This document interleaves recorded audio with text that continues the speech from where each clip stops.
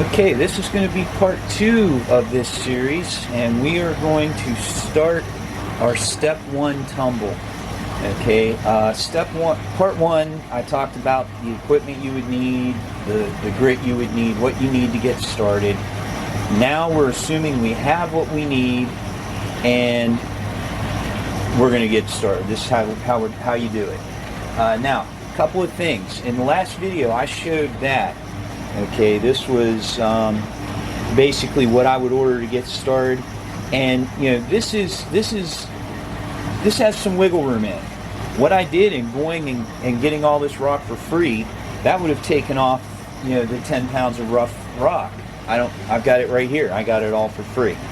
Okay, the ceramics, you can get away without it.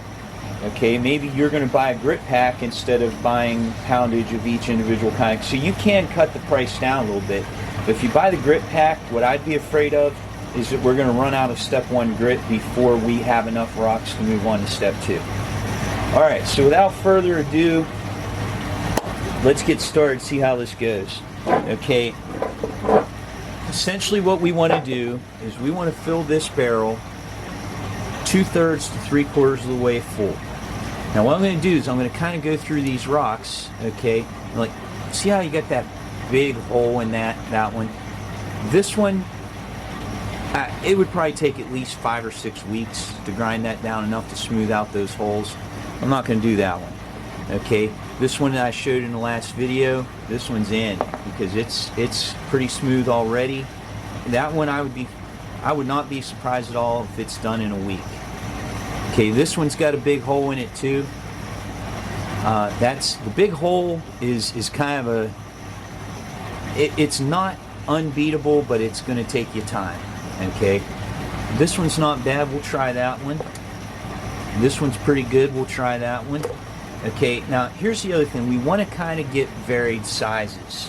I can put a bigger rock in, but I don't want all big rocks. We want to get some little ones, some big ones. We're going to mix them up.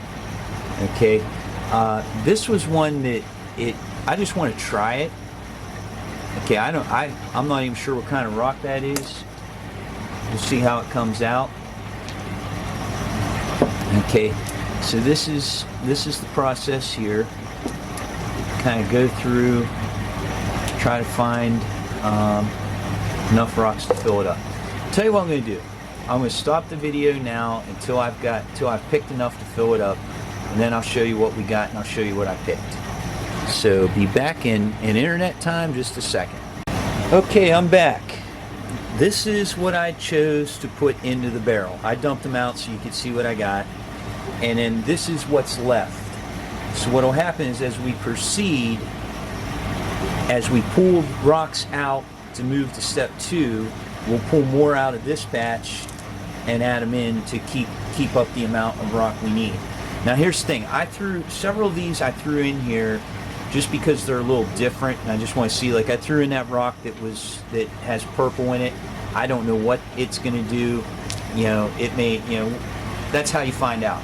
But one thing, and I want to say this, and I've seen this from experience, if you use all the same kind of rock, that does benefit. I'm going to give you the example of Tiger Eye. I love Tiger Eye. That's my favorite. I had no luck at all with Tiger Eye until a couple summers ago. I bought a whole bunch of it and started just tumbling all Tiger Eye together. And that's when I really started getting some good results with it. The deal is if I have a rock in here that is harder than all the rest of the rocks, it's going to scratch the rest of the rocks up.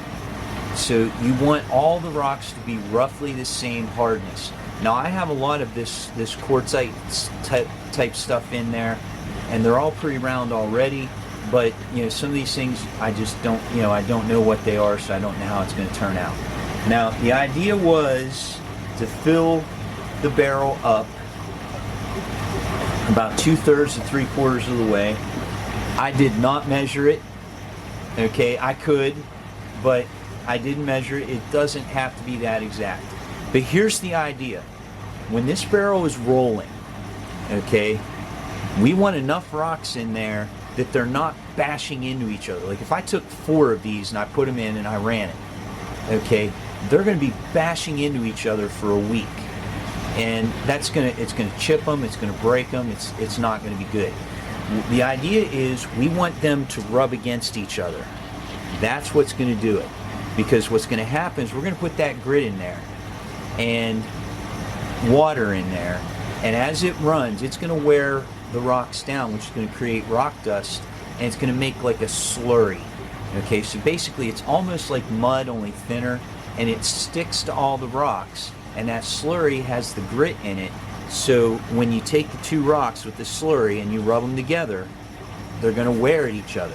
I'm not going to do this because I don't want to hurt myself, but if I went and I got some grit and I put it in my hand and I put some water on it and then I went like this with it, I guarantee you it would take the skin off my hand. Okay, that's what's going on. Okay, you're rubbing these rocks against each other with the slurry between them, and it's going to wear them down. Okay, so let's go ahead and I'll show you where we're at. Also, when you do this, you want to try to pick a variety of sizes. So if you look, I've got some bigger ones and I've got some smaller ones. Now I even say this, these 2, they are so small, I have almost no hope that they're actually going to come out. By the end of stage 1, they're probably going to be so tiny that they're really not even worth continuing with. But they will, the smaller rocks, when those rocks are rubbing against each other, the smaller rocks help to get into the little nooks and crannies on the other rocks. So you don't want all the same size. You want a kind of a variety of size and shape. Okay. Got them in there. Okay. There we go. Let's, just for fun, the barrel up to the lip of the barrel is probably about 4 1/4 inches, and I think I have it filled to about 3 1/2 inches. I'm not going to do the math, but you can do the math, and I'd say I'm pretty close to about 3/4 full. Now here's the thing, if it's too full, what will happen is the rocks won't move, and I'm not real worried about that with this group because they're mostly rounded anyway. I think they're going to move anyway, so I'm not afraid of overfilling a little bit. If I had a whole batch of angled rocks like this, I would probably put a little less in to give them a little bit more room to move, especially in the first stage, because that's the stage where they're still real angly and could get stuck with each other. All right, I'm going to move the camera over to our staging area, and you'll see how we get going on this. Okay, I'm over at the tumbler area. Here's our barrel. Okay, and this is my 60/90 grit. I don't, like I told you guys, I don't have a whole lot of this left. Okay, but I want to put. Well, before I do this, I don't think there's a rule.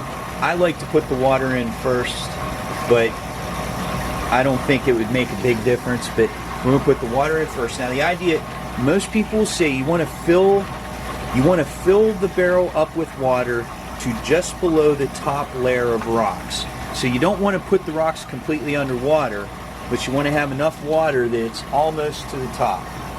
So I'm going to fill it up. There you go. I probably have a little bit too much. Okay, but this is not a thing where if there's a 1/10 of an ounce too much water, it's going to ruin the whole thing. It's not that big of a deal. So I have it filled up. Now I'm going to try my little scoop. I use this little scoop. It's about 2 tablespoons. So I'm going to put 2 of them in. Here's 1. Here's 2. That's all I need. Okay. Now, if you watch my videos regularly, I generally use 3 of those in this one. But what I've been noticing is when I empty it out, I've had a lot of grit left on the bottom, so I'm starting to use less. I dropped it down 2 1/2. We're going to try 2 on this one. Okay. Now, the way you put it together take your lid, here's your lid, okay, and you just slide down on. Now see, that one went on really easily. Sometimes it doesn't. Sometimes you might have to pull the sides out to get it in, but this one popped right in there. Then you take the metal lid and you push it down on top. Okay, now take your washer and your nut, screw it down, and here's the idea. You want it tight, but you don't want to crank it down. Do not get a wrench and crank this thing down. Tighten it up. What I do is I tighten it up till it feels a little bit tight. Then I push down again and give it one more little tight, and that's good. It's not going to leak. Okay, now here's the problem. You probably noticed that there's 2 barrels on my tumbler. Well, I knew I was going to do this, so this one's empty. There's nothing in it. So if you want to see, basically I just had it there to make sure this barrel didn't slide up against the edge of the tumbler. So I basically just used it to take up space. Okay, so if you look, there's nothing in that barrel. So I've been wasting my time for a day. Okay. Now last step is we take our barrel, and I'll put it on the front. The pre-polished barrel is going to be our barrel. Put it on the tumbler, turn the tumbler on. Now the tough part. We wait a week. And here's the thing. That first time you do a load, you're going to want to open it up and look. And I'm not going to lie to you, the first time I did a load, I opened it up and looked. That's not going to hurt anything, but I don't like the idea of potentially getting slurry on the edges of my top and around here and wearing out where that seal is. So essentially, if you open it up, you almost have to clean it all out to get it closed again without doing that. So that's why I don't like to do it. Now I will say this is sometimes a possibility. Sometimes you'll get gas in a tumbler. If you notice that the bottom of your barrel is like bulging out, and I don't mean just like a tiny bit, I mean like it is bulging, then you might, what they call burp it, which would be you just crack it open enough to let out some of that gas pressure and close it back up and let it go. But if you look, like this is the new barrel, that is not bulging. It's perfectly fine. There's no reason for me to open it. Okay, so basically now we wait a week, then we open it up and we see what 1 week in 60/90 grit has done to our rocks. Alright, so the next video will probably be a week from today. See you then. Good luck.